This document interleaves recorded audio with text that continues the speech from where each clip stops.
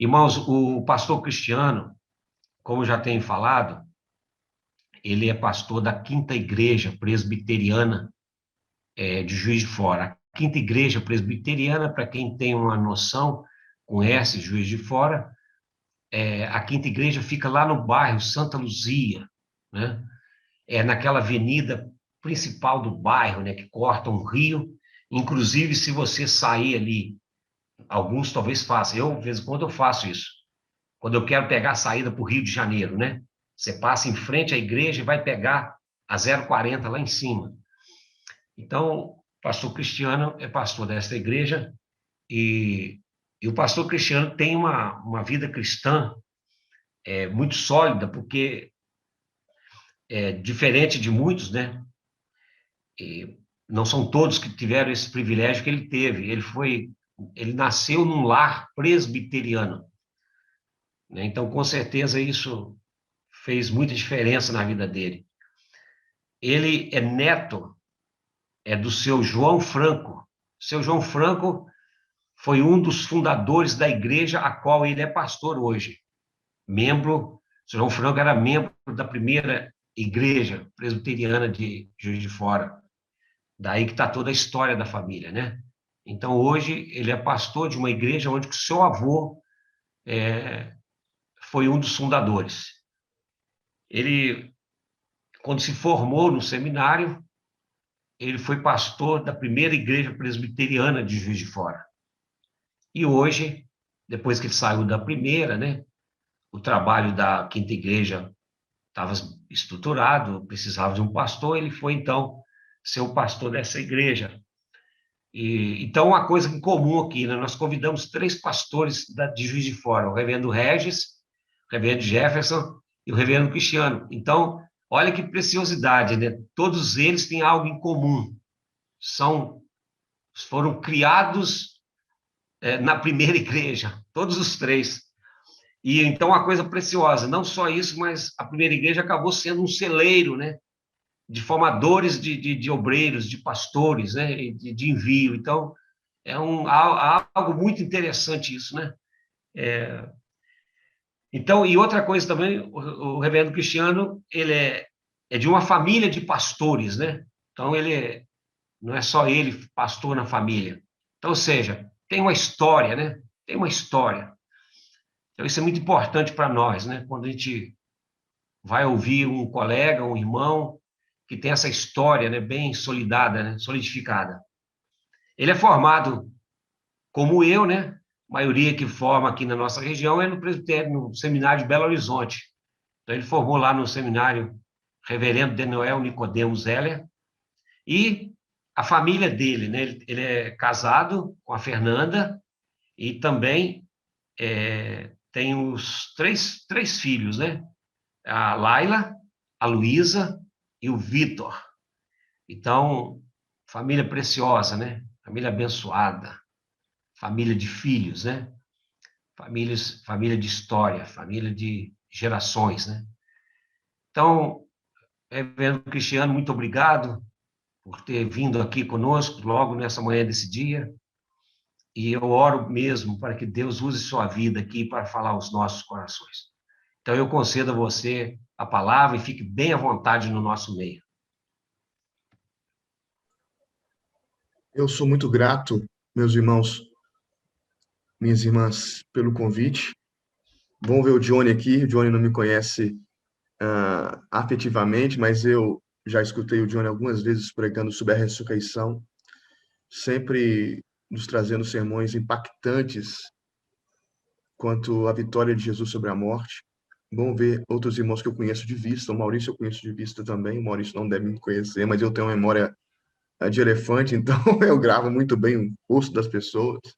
Deus me deu essa graça. E é uma alegria estar com a igreja de Viçosa aqui, com irmãos dessa cidade, que para mim também é importante, por conta dos meus laços com o reverendo Heve, né? Escrevemos um livro juntos. Eu sou professor convidado do SEM, na parte de sistemática. É uma alegria para mim, assim, muito grande, estar com vocês nessa manhã, apesar da minha miséria e da minha insuficiência sem Jesus, né? Reconhecer isso é sempre bom.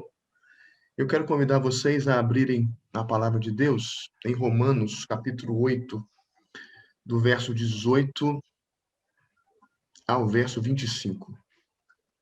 E a gente vai se esforçar para expor as verdades da Escritura nesse dia tão importante para nós, que é o dia em que nos recordamos da vitória do nosso Senhor sobre a morte, aquele que é Senhor da vida, Rei soberano sobre todas as coisas. Assim diz a palavra de Deus. Porque para mim tenho por certo de que os sofrimentos do tempo presente não podem ser comparados com a glória a ser revelada em nós. A ardente expectativa da criação aguarda a revelação dos filhos de Deus, pois a criação está sujeita à vaidade, não voluntariamente, mas por causa daquele que a sujeitou, na esperança de que a própria criação será redimida do cativeiro da corrupção para a liberdade da glória dos filhos de Deus. Porque sabemos que toda a criação, a um só tempo, geme e suporta angústias até agora. E não somente ela, mas também nós, que temos as primícias do Espírito, igualmente gememos em nosso íntimo, aguardando a adoção dos filhos, a redenção do nosso corpo. Porque na esperança fomos salvos. Ora, esperança que se vê não é esperança, pois o que alguém vê, como espera? Mas se esperamos o que não vemos, com paciência o aguardamos. Senhor, tua palavra foi lida. Tua palavra é a nossa única regra de fé e prática, a espada do Espírito. Tua palavra nos santifica. Tua palavra é bússola para a igreja. E nesses dias maus, tua palavra é esperança.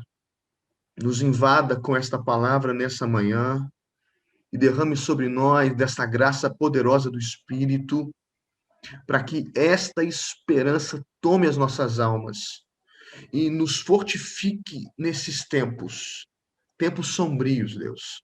Guarda a nossa alma, guarda os nossos pés, guarda a tua igreja e nos invada com a doce esperança da ressurreição. Tenha misericórdia de mim, tenha misericórdia de nós, e que a tua palavra seja poderosa e opere em nós pela pessoa bendita do teu Espírito. Nós oramos em nome de Jesus. Amém e amém. Alguns filósofos e sociólogos têm chegado a conclusões nesses dias, não conclusões últimas, mas conclusões provisórias quanto aos efeitos do coronavírus e da Covid nas nossas expectativas. Antes da Covid, dizem estes homens e mulheres também, o homem havia sido tomado por uma convicção plena e certa de poder nas suas mãos quanto a escrever a história e quanto à possibilidade de diminuição do sofrimento na vida real e prática das nossas experiências. E, de fato, há um pouco de verdade nessas conclusões, pois as descobertas, a capacidade humana dos descobrimentos, a tecnologia, tudo isso deu um certo poder ao homem, o homem do século XX, de vencer algumas doenças, de descobrir aspectos da criação que antes não haviam sido descobertos. E o poder nas mãos humanas deu um falso sentimento de estarmos no caminho de vencer a própria morte, de vencer as angústias que a morte provoca. de vencer o sofrimento que a experiência da vida, que a graça de Deus nos traz. E diante da Covid, N.T. Wright, no seu livro escrito sobre esse tema ano passado, diz que há uma resposta da igreja para estes dias. E a resposta da igreja não é uma resposta fácil. Por quê?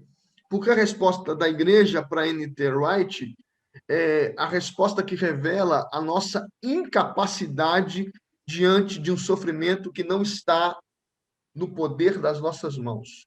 A resposta de N.T. Wright para a Covid é o lamento, o choro. E eu quero ler o que ele mesmo diz no seu livro. Instei com vocês para que vocês viessem a aceitar o lamento como a principal resposta cristã diante da pandemia. Cerca de 1/3 dos salmos bíblicos lamentam sobre coisas que não deveriam ser parte da nossa experiência.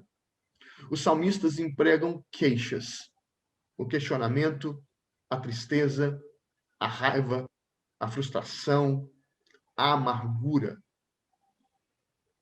Todos fazem parte do livro de oração do próprio Jesus.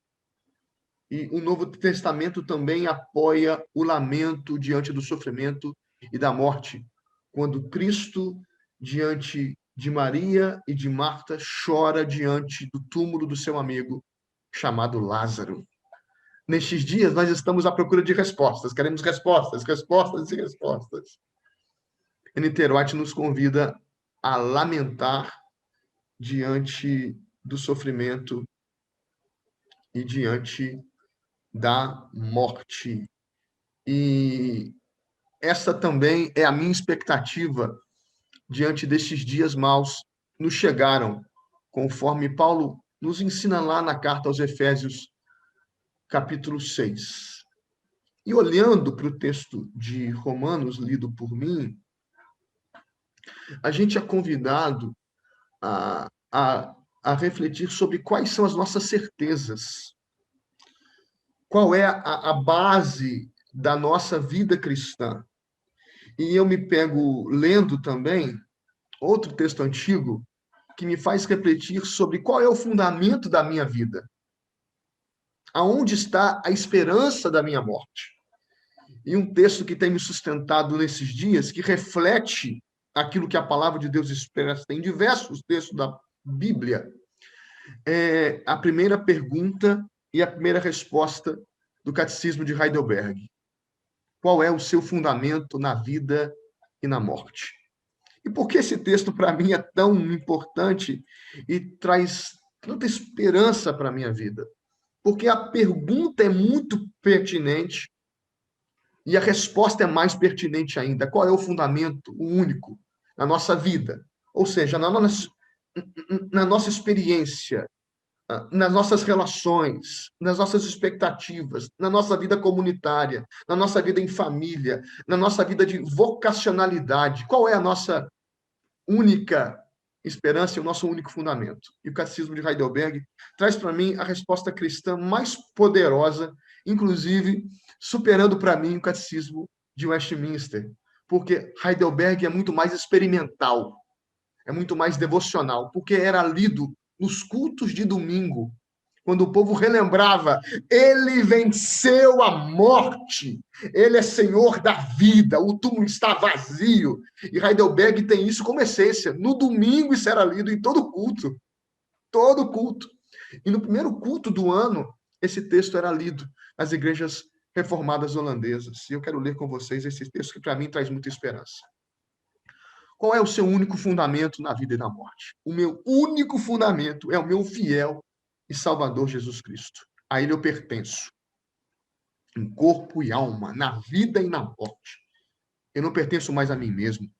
Com o seu precioso sangue, ele pagou por todos os meus pecados e me libertou de todo o domínio do diabo. Agora ele me protege de tal maneira que, sem a vontade do meu Pai do céu, eu não perderei nem um fio de cabelo da minha cabeça. Além disso, tudo coopera para o meu bem.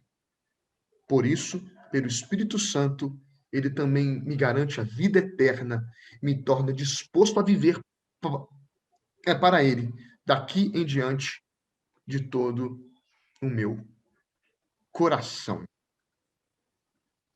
Diante desses dias maus, meus irmãos, que a Covid nos traz à memória de novo, nós somos relembrados da miséria da vida humana sem Cristo, da miséria do pecado, mas também somos chamados, diante do lamento dos nossos dias, a apontar um caminho mais excelente, a apontar um caminho mais esperançoso, a apontar um caminho certo. E nós temos que recordar qual é a base da fé da igreja, qual é a base da nossa esperança. Se lermos o Novo Testamento, de Mateus a Apocalipse, nós veremos algo, se olharmos esses textos com cuidado. O fundamento dos evangelhos, das cartas gerais, das cartas particulares, do livro de Revelação, de toda a mensagem apostólica é a ressurreição. Quando Paulo expõe a verdade de Jesus para a cidade de Atenas, nós sabemos, Paulo prega Jesus e a ressurreição, Jesus e a anastasia. Quando Paulo expõe o evangelho, quando Pedro expõe o evangelho, há uma mensagem mais clara. É um chamado ao arrependimento diante daquele que venceu o último inimigo a ser vencido pelo homem. Jesus venceu a morte e a mensagem apostólica é a mensagem daquele que agora não está mais no túmulo, mas vive pelos séculos dos séculos. Quando João se encontra com Cristo em Pátimos, a palavra de Cristo para João é: não temas, eu estava morto, mas estou vivo e vivo pelos séculos dos séculos. Tenho em minhas mãos as chaves da morte e do inferno. Ele é Senhor da vida. E nós, nesses dias, somos chamados a relembrar, não só hoje, mas em todos os domingos nos quais nos reunimos. A palavra da igreja para o mundo é: alguém venceu o último inimigo. Alguém é Senhor da vida. Alguém tem nas mãos o domínio de todas as coisas. É Senhor da criação. É Senhor dos homens. É o Deus que derrama o Espírito Santo. E no capítulo 8 de Romanos, o apóstolo Paulo nos lembra: não há mais nenhuma condenação para aqueles que estão em Cristo Jesus. Por qual razão? Porque o Espírito da vida foi dado à igreja. O Espírito da vida é Espírito da vida porque ele é o Senhor da ressurreição. O apóstolo Paulo, no capítulo 8, começa a enfatizar a ressurreição. No capítulo 9, ele enfatiza de novo a ressurreição. No 10, ele diz que a fé no ressuscitado é a fé do povo de Deus, que agora é chamado para a proclamação da verdade da ressurreição, chamando estes de aqueles que têm pés abençoados. E no capítulo 8, o apóstolo Paulo começa a enfatizar a vitória da igreja por causa da vitória de Jesus no poder do Espírito Santo. O apóstolo Paulo enfatiza que agora somos adotados por conta de Jesus, no poder do Espírito Santo, e que nós agora temos a convicção de que somos filhos de Deus, filhos no poder da ressurreição. Do verso 18 ao 25, no texto que lemos, o apóstolo Paulo, a partir dessa perspectiva que é escatológica, que é esperançosa, nos afirma a olhar para o sofrimento com o prisma da vitória de Jesus e da sua volta. Vamos relembrar algumas questões importantes. A volta de Cristo está intrinsecamente relacionada à sua ressurreição. Ele só pode retornar porque ele é o Senhor da vida e da morte, aquele que foi assunto ao céu, aquele que o anjo expressa no túmulo. Por que vocês estão à procura daquele que está vivo entre os mortos? Ele não está mais aqui. Ele ressuscitou. E naqueles dias que eram dias entre a morte, a ressurreição e a expectativa da assunção, surgem novos dias escatológicos. Naqueles dias, a escatologia do Antigo Testamento estava se cumprindo. O texto de Miqueias 2 estava se cumprindo. O texto de Miqueias 4 estava se cumprindo. Isaías 11:53 estava se cumprindo. Gênesis 3:15 estava se cumprindo. Mas agora surge um novo tempo escatológico. O Messias que foi aguardado veio.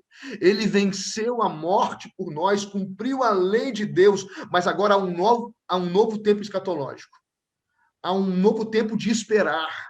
Esperar a segunda vinda, que agora manifestaria na criação, entre os homens, no poder do Espírito Santo, a vitória de Cristo sobre a morte.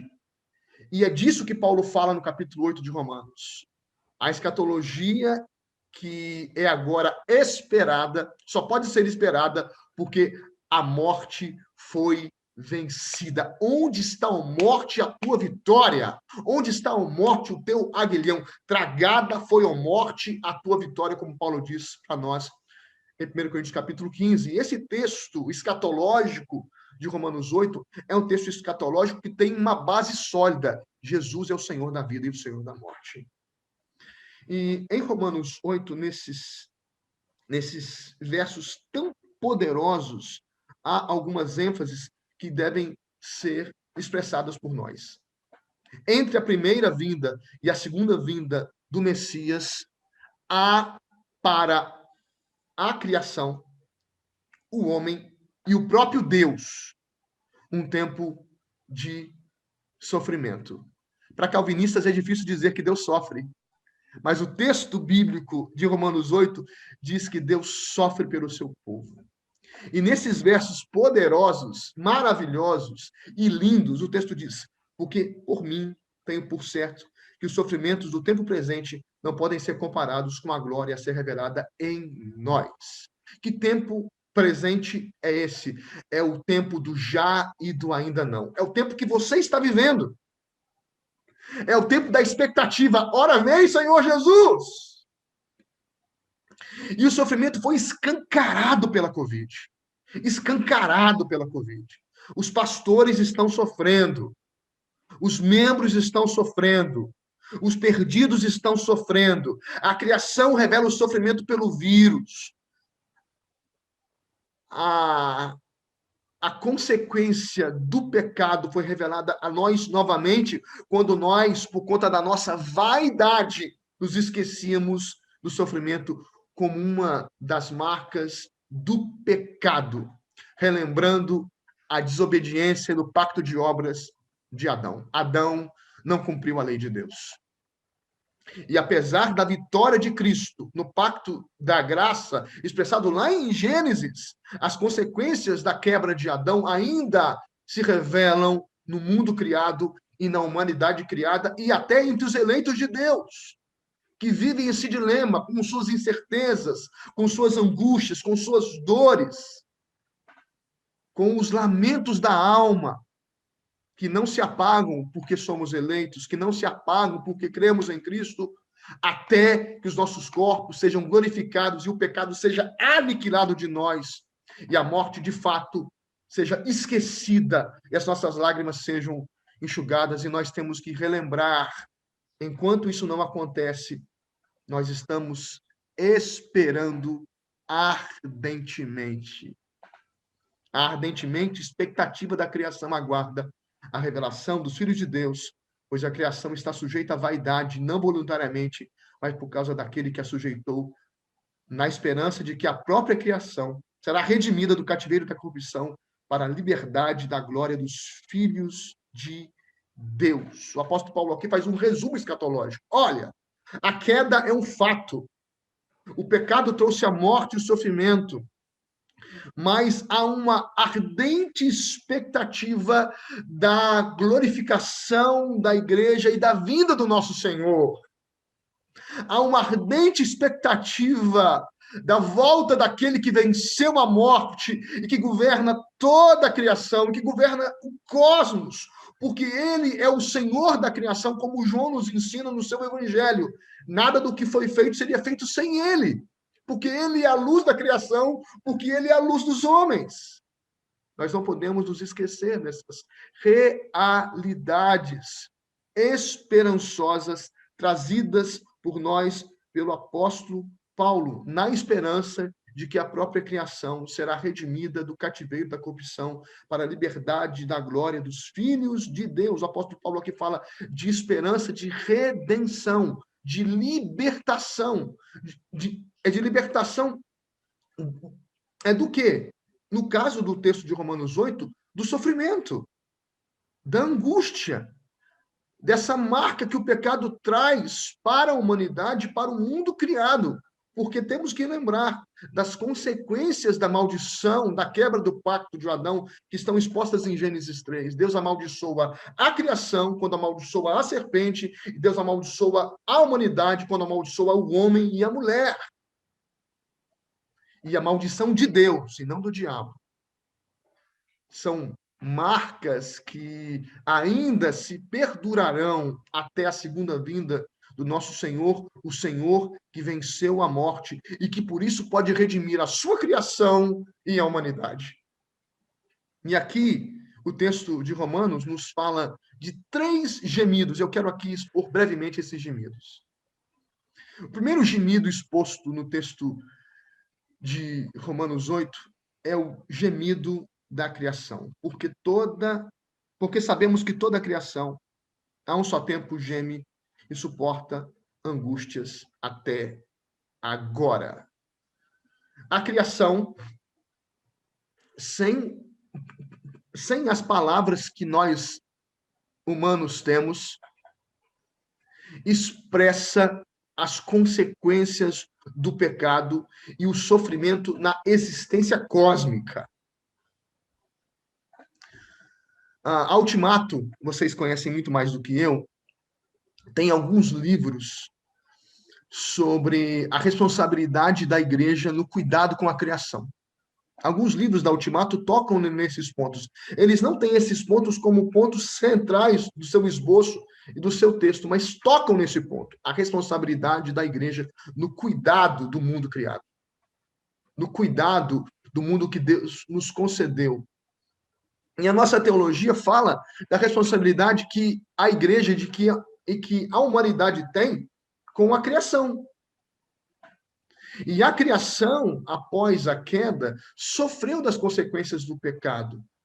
Na criação se revelam os abrolhos como parte da maldição de Deus sobre a criação por causa da desobediência dos nossos pais. E essa criação geme, suporta e aguarda até agora.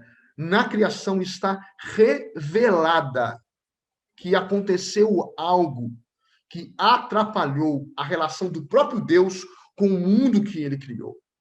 Por quê? Porque a criação também sofre das consequências da morte, das consequências do pecado. A criação se definha. A criação é rebelde. A criação revela maldade. A criação revela a insuficiência. A criação revela que há algo errado no quebra-cabeça do mundo que Deus fez. Há algo a ser consertado. Há algo a ser encaixado de novo. E quem pode fazer isso? Quem pode, de fato, estabelecer a normalidade da circunstância? Essa palavra tem sido usada nos nossos dias com muita naturalidade. Voltar à normalidade. E nem entre os perdidos, nem entre aqueles que não confiam em Cristo, tem sido abraçada a possibilidade de volta à normalidade, pensando na Covid, por exemplo. Nunca mais se será o que se era anteriormente à Covid. Será que ficaremos livres das máscaras? Será que o distanciamento social vai terminar de modo cabal e pleno? Não temos convicções e nem certeza sobre essas coisas. Mas pense, será que a relação que a criação tinha com Deus antes do pecado será restabelecida, Paulo diz: isso será estabelecido, porque a criação aguarda ardentemente a revelação dos filhos de Deus, e a criação geme, suporta angústias até agora, esperando o tempo e gemendo. No caso do texto de Romanos, a expressão gemendo se refere à imagem da mulher que aguarda o seu filho e que geme pelas dores do parto. Calvino dizia que aqui há um contraste entre a morte como consequência do pecado e o gemido pelo sofrimento, mas que agora não é mais pela expectativa da morte, mas pela expectativa da vida. Ela geme porque ela aguarda o fim da morte, o fim da corrupção, o fim das lágrimas, o fim do sofrimento. A criação está gemendo, a criação está esperando, a criação em angústia suporta. O quê? O dia em que as consequências da morte serão destruídas na própria criação. E aqui há um ponto importante na nossa visão como presbiterianos, como reformados. Nós, presbiterianos e reformados, cremos na restauração de todas as coisas. O cosmos, meus irmãos e minhas irmãs, o cosmos inteiro será restaurado pelo vencedor sobre a morte e sobre o inferno. Não só o mundo que nós vivemos, mas o universo, as estrelas, as galáxias. Tudo será restaurado pelo poder do ressuscitado. O poder que fez Jesus ressuscitar naquele domingo. O poder que fez o Cristo vencer a morte é o poder que fará com que a criação seja restaurada do seu estado de pecado, de maldição. É o poder do ressuscitado de dentre os mortos. E aí, uma aplicação para nós hoje, há um dever da igreja de cuidar da criação. Há um dever da igreja de relembrar que nós não somos pessoas que acreditam que a criação é algo mal, porque tudo que Deus fez era bom. Então, a nossa responsabilidade prática, como aqueles que creem na restauração de todas as coisas, de cuidar agora daquilo que Deus estabeleceu como parte da nossa obrigação como povo de Deus e como humanidade. A criação geme, suporta e aguarda, porque ela foi acometida das consequências da morte e do pecado. Mas virá aquele, aleluia, que é Senhor da vida, que é Senhor da morte, para restaurar ao seu estado original. Eu creio, mais esplendoroso ainda, a criação como parte da vontade de Deus de revelar o seu caráter por meio das coisas criadas, conforme nos diz o Salmo 19. A criação geme e suporta. Ela está aguardando ser restaurada por aquele que é o restaurador de todas as coisas, porque ele é Senhor da vida. Um segundo gemido do texto é o gemido da igreja, não o gemido da humanidade, mas o gemido da igreja, ou dos eleitos de Deus. Igualmente, é nós, verso 23. E não somente ela, a criação, mas também nós, que temos as primícias, ou seja, que cremos na ressurreição. A linguagem paulina aqui remete a 1 Coríntios capítulo 15. Nós temos as primícias, nós somos alcançados já agora pelas consequências da ressurreição, fomos libertados da morte, somos ressuscitados em Cristo, somos povo de Deus, nós temos as primícias, nós somos a igreja, nós somos os ajuntamentos dos que agora já são ressuscitados, o já e no ainda não, nós somos as primícias.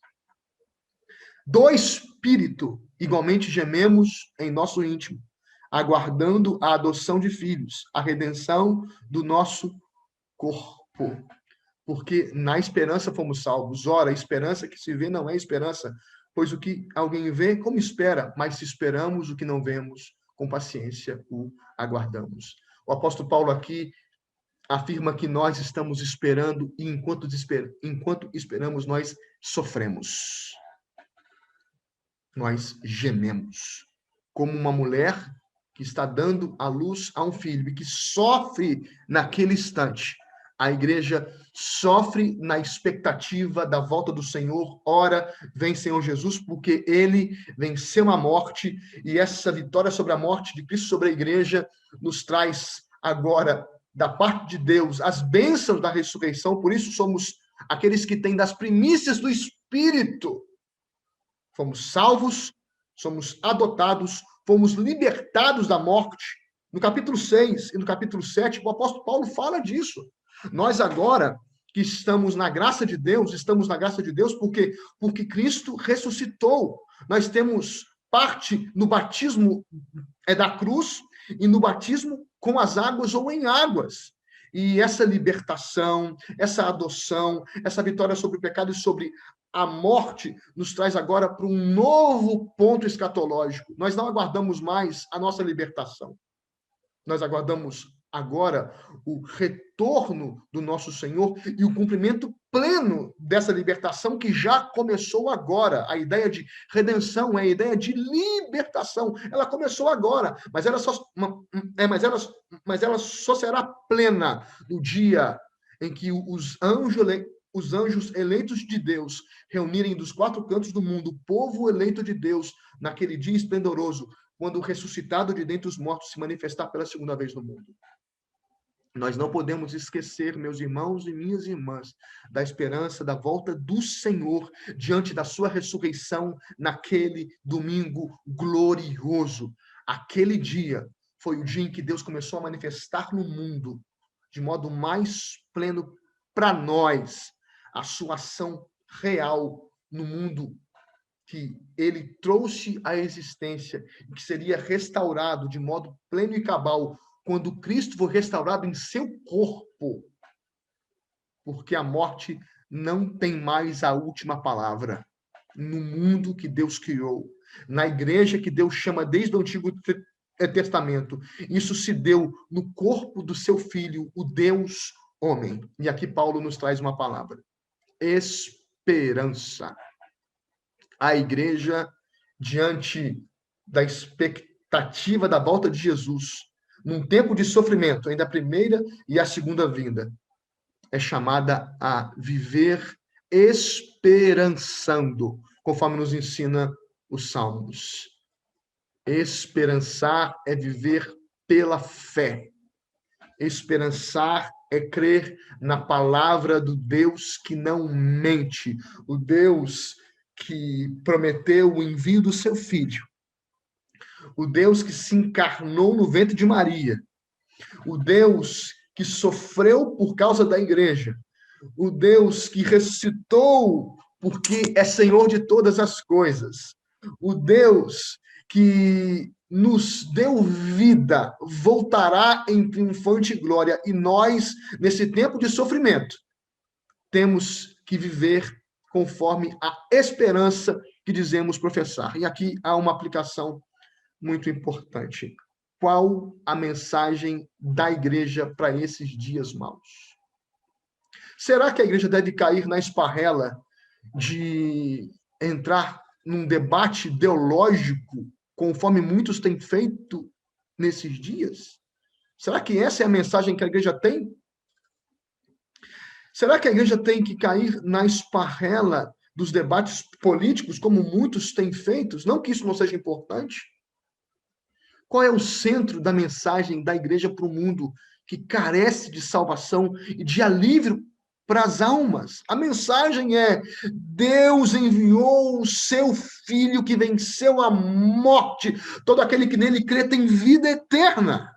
É a mensagem da igreja para o mundo caído. A mensagem de esperança para o mundo que carece de esperança. Não que não haja outras palavras da igreja para o mundo. Claro que há.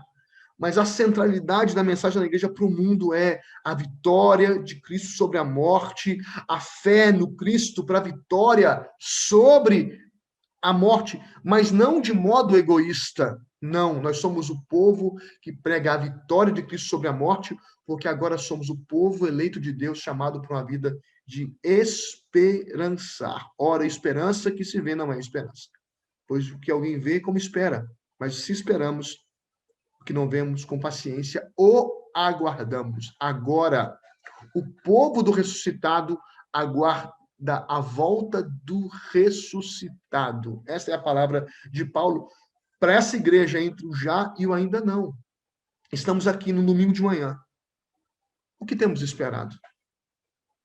Temos esperado muitas coisas. Temos esperado a cura da Covid. Temos esperado o alívio do sofrimento das famílias. Nós temos esperado as lágrimas enxugadas de entes que estão sofrendo, de uma igreja que está angustiada por conta do distanciamento. É verdade.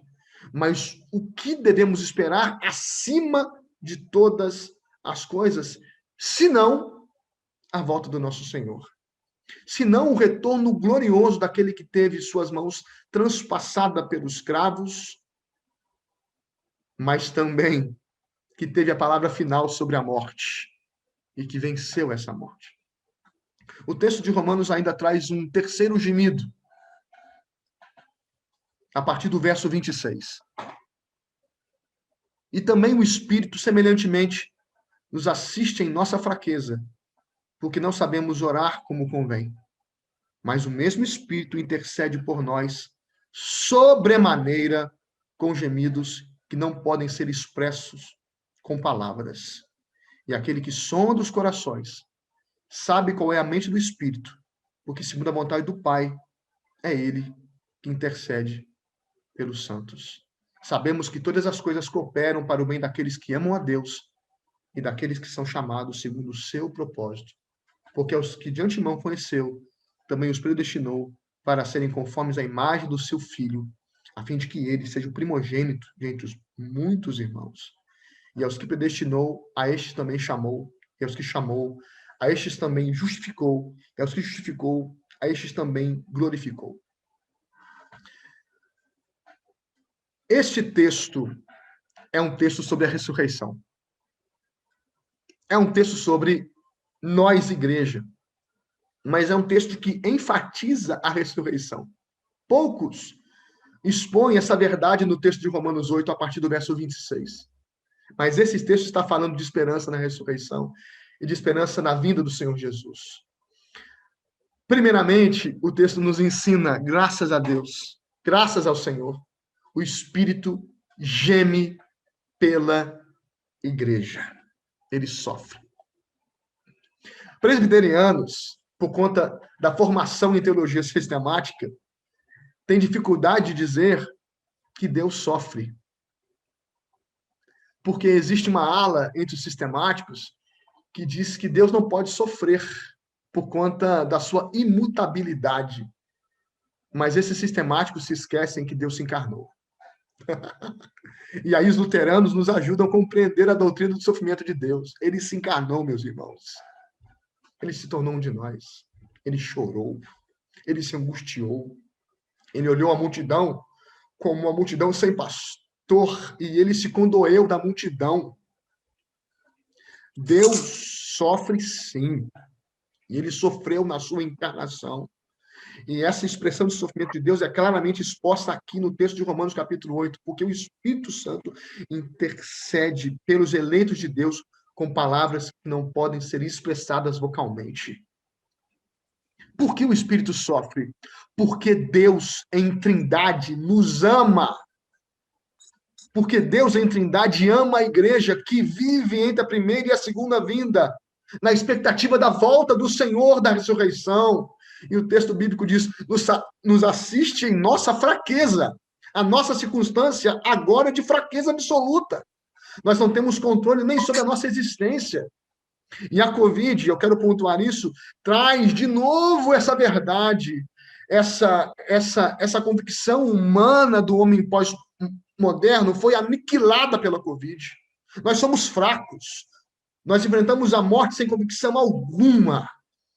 E a Bíblia, de novo, ganha peso, ganha voz, porque ela é a palavra de Deus, imutável.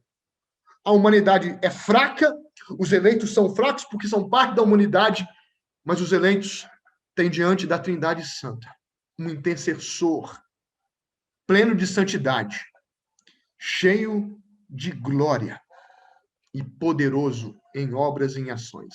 E no verso 27, o Espírito intrinsecamente relacionado ao Filho, e aquele que sonda os corações, sabe qual é a mente do Espírito, porque segundo a vontade de Deus, é que ele intercede pelos santos. O Espírito intercede pelos santos, mas aquele que conhece a mente do Espírito, que é Cristo, também intercede por nós.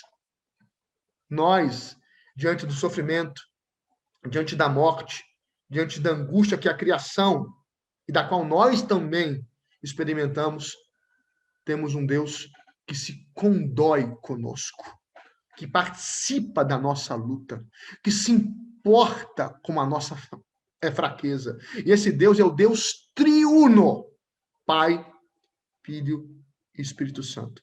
Sabemos que todas as coisas cooperam para o bem daqueles que amam a Deus, daqueles que são chamados segundo o seu propósito.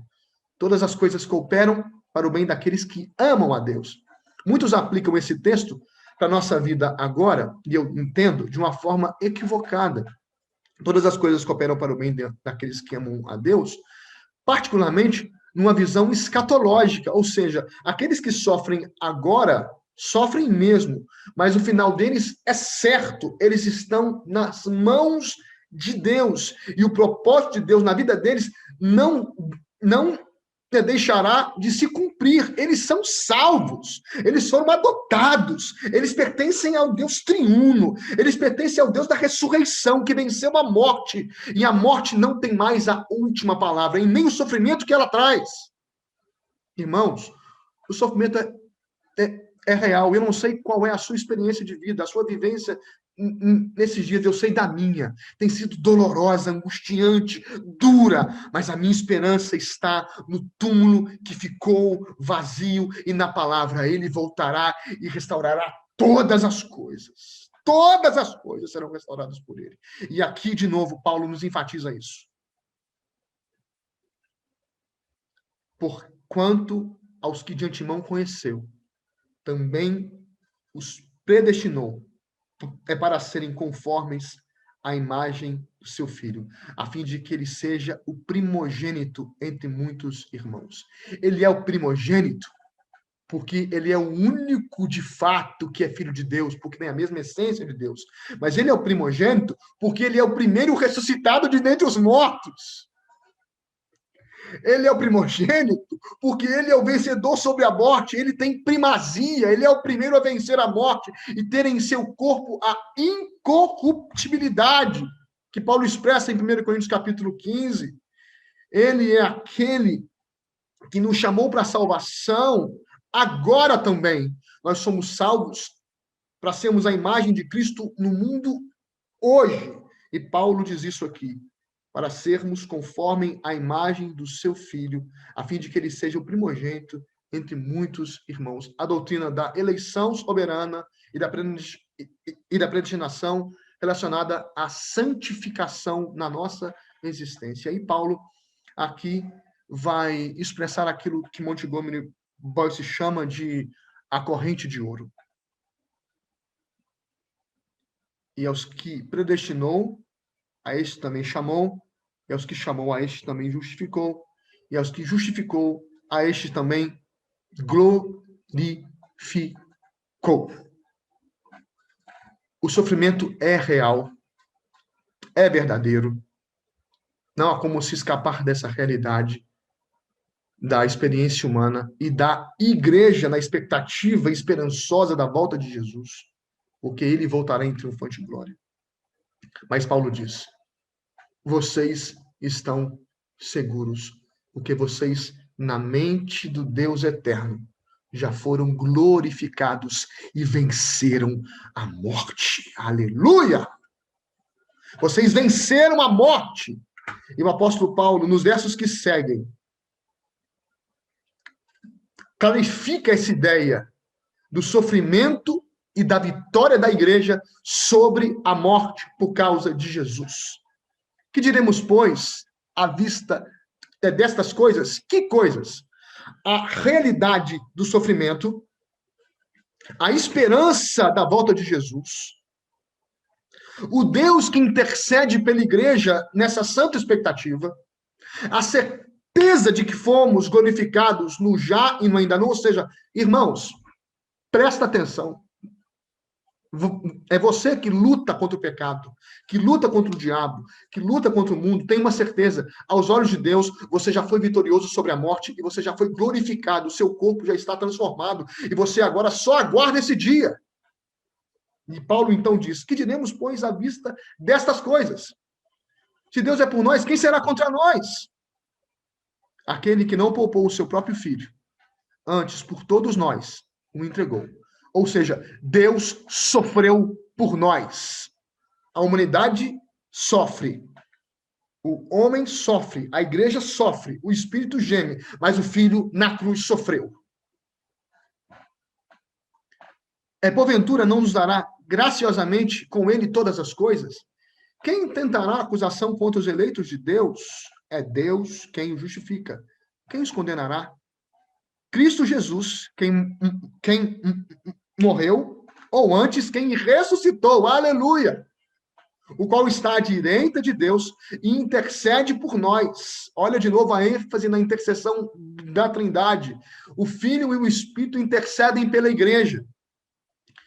Quem nos separará do amor de Cristo? Será a tribulação, a angústia, ou a perseguição, ou a fome, ou a nudez, ou o perigo, ou a espada? Por amor de ti, somos entregues à morte o dia todo. Fomos considerados como ovelhas para o matadouro. E aí, Paulo nos dá uma palavra poderosa da vitória da igreja sobre a morte. Nós somos entregues à morte todo dia, e nesse contexto, a igreja sofria a perseguição do Império Romano.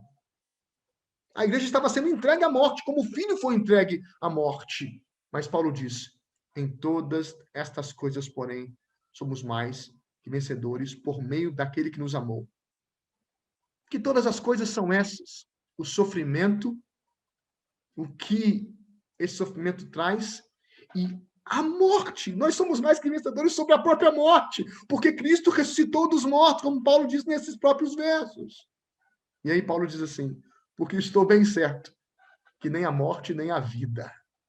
Porque Paulo começa com estas palavras, com esses substantivos, porque Paulo quer enfatizar que nós somos vencedores sobre a morte por causa de Jesus.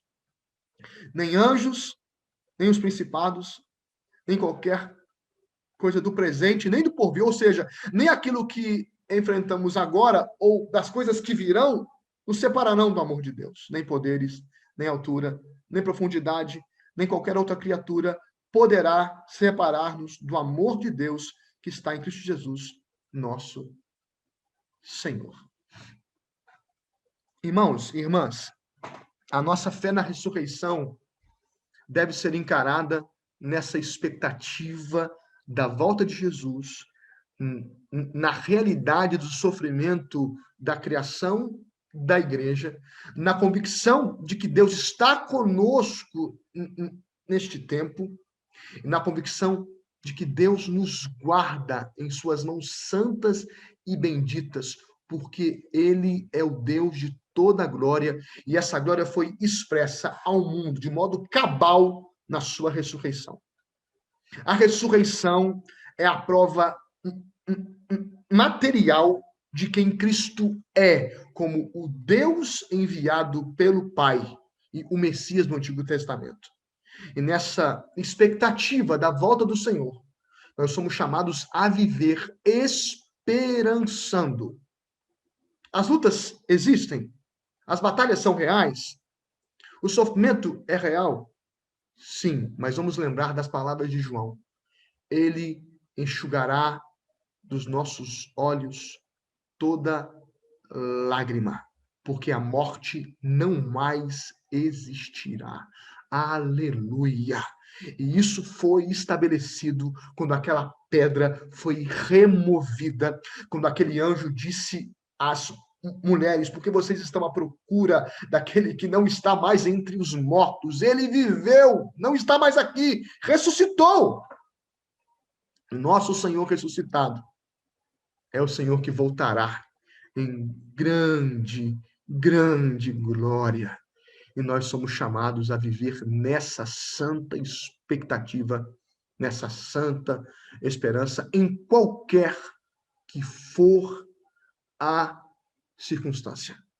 A igreja já viveu muitas batalhas e vai viver outras muitas. O nosso chamado é esperar, é confiar e é viver nessa santa expectativa para a glória do nosso Senhor. Que Deus nos abençoe, que Deus nos ajude, que Deus nos fortaleça e que a nossa vida esteja de fato nas mãos do nosso Senhor Jesus. Eu quero ler de novo para encerrar essa exposição a primeira pergunta do Catecismo de Heidelberg e a resposta. Qual é o seu único fundamento na vida e na morte? O meu único fundamento é meu fiel Salvador Jesus Cristo. A ele eu pertenço em corpo e alma, na vida e na morte. Eu não pertenço mais a mim mesmo. Com o seu precioso sangue, ele pagou por todos os meus pecados e me libertou do domínio do diabo. Agora ele me protege de tal modo que, sem a vontade do meu Pai é do céu, eu não perderei nem um só fio de cabelo de minha cabeça. Além disso, tudo coopera para o meu bem.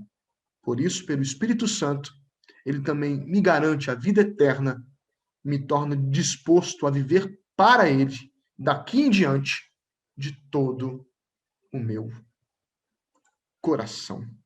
Que Deus nos abençoe, nos fortaleça, nos anime, com os nossos olhos fitos naquele que é o autor, consumador da nossa fé, Senhor da vida e da morte, Deus homem, o nosso Senhor Jesus. Amém e amém.